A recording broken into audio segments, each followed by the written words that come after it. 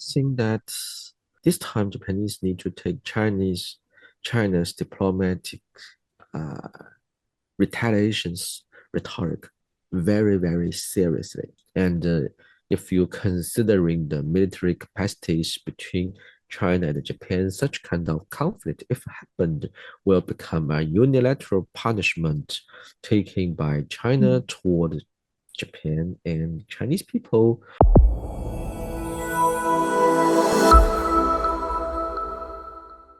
Just now, there's been a lot of provocative acts or talks from Taiwan and from Japan. I don't understand why, but I mean, why would Japan feel they're in the right place to get involved in this issue at this particular time? How does that even work? The answer is no. I think no one know why this guy used this term, touch this topic in such kind of ways, in this kind of timing. No one knows. Because his behavior just like her act alongside the Trump. No one understand what's the logic. She just want to do it. Um, in some aspect, from China's side, we believe that maybe she want to send in a testing balloon. Such kind of testing balloon is very important to her. Maybe she can shot, she can kick maybe two or three birds with this one stone. The Is this first, some sort of uh, just an attention-seeking act?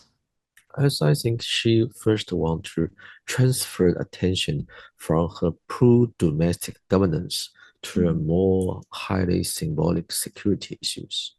mm, Because nowadays Japanese economy is that good, and Japanese people's life burden is rising very high, and this new prime ministers can do nothing to release the pain mm, life of the living cost of Japanese peoples.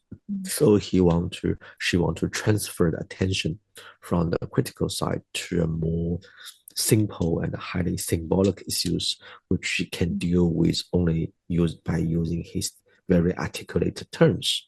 The mm, first. And the second, I think that's one of the critical goals that the so-called the right-wing political groups inside Japanese countries want to realize during her administration, which means they want to push forward some important modifications of the peaceful constitution, especially Article 9. They mm, want to providing basement to talking about the kind of scenarios that it's a proper time for Japanese for the survive of the countries, just like those war criminals did in 1930s, to tell people that it's a proper time to attack Pearl Harbors. Otherwise, Japanese empire will be defeated by those enemies and so on. mm, The same logic they mm. did in the last 8 or 100 years.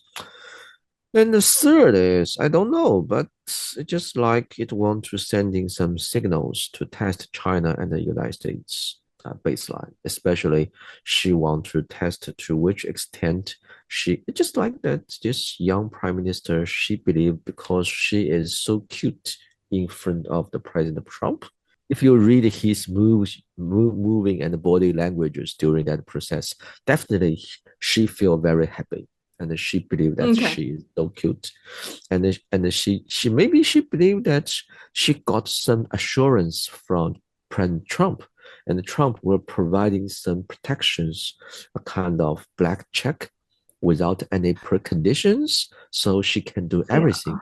It's What very is China Japanese going to do stylish. about it? I think that this time Japanese need to take China's diplomatic uh, retaliations rhetoric very, very seriously, because it's the first time say that our vice ministers of foreign affairs that called the Japanese ambassador in China with Yeah. the directions from the top leaders. Mm, You can it's the first time we read these terms. 奉使召见.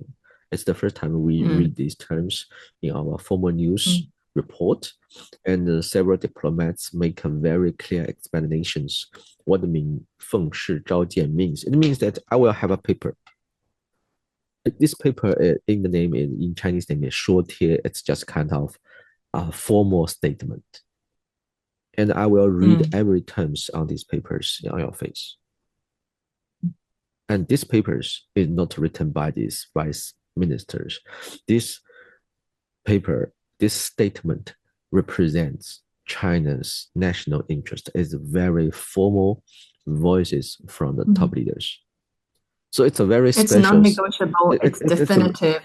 It's just a I read out this statement and read these every terms in your face. Mm. It's very formal, Mm. very harsh, and Mm. it's very rare being used because Mm.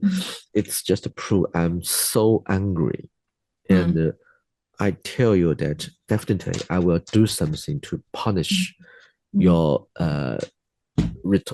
to punish you if you don't take back your rhetoric. I Mm. just sending you a very formal statement. And What could be the also, punishments?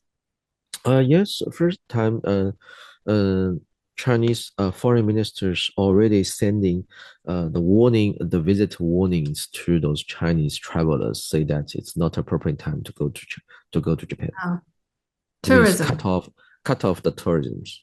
That Mhm. means China wants to launch economic sanction policies toward Japanese. We will move into step by step. Mm. And also, there's news say that you will find that nowadays there's three ministers launched a Mm. statement on these issues. There's an office dealing with the Taiwan affairs in the state affairs, and 国务院台办, and the second is the foreign minister, 外交部, and the Mm. third is Minister of Defense, 国防部. Mm.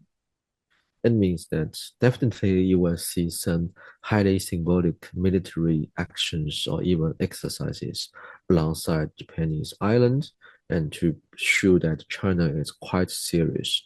And your Mm. rhetoric, if you don't take this rhetoric back, Mm. definitely maybe in the very, very worst scenarios, this Mm. escalation can lead into the real military conflict. And if you're considering the military capacities between China and Japan, such kind of conflict, if happened, will become a unilateral punishment taken by China Mm. toward Japan and Chinese people. We don't care that it's appropriate time to launch a kind of final count on all those historical debates between our two countries.